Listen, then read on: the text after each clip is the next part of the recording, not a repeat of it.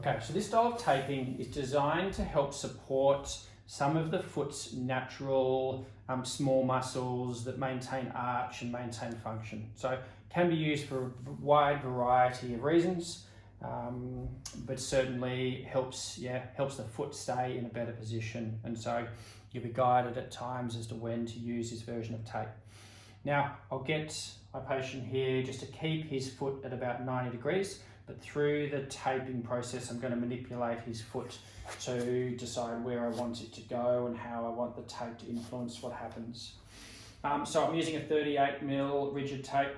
I'm going to start on the inner aspect and just don't want to influence what this first big toe joint, first metatarsalophalangeal joint is going to do. So I'm going to start at a level just below that joint.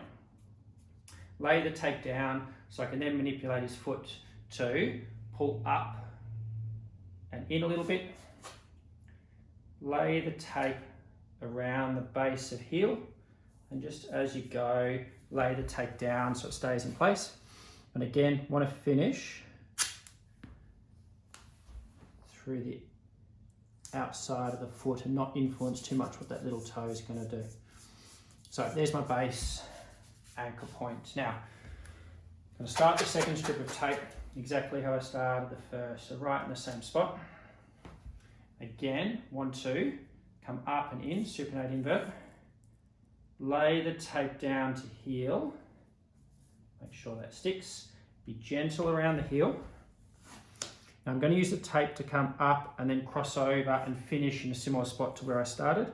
So about an inch or so longer than the heel. Laying the tape down helps in this process.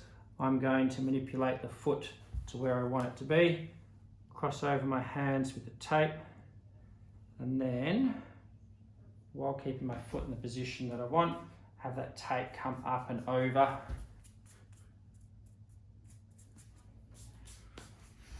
And then do exactly the same in reverse. So again, going to start that tape over that anchor point.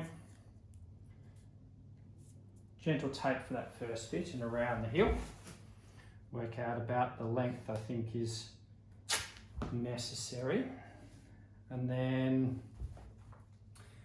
sticking the tape down, and just as I did the other way, manipulate the foot to where I want it to be, and tape comes down the round and finishes in that same spot that I started. Okay, so that's going to draw the foot up when my patient here starts to walk on it.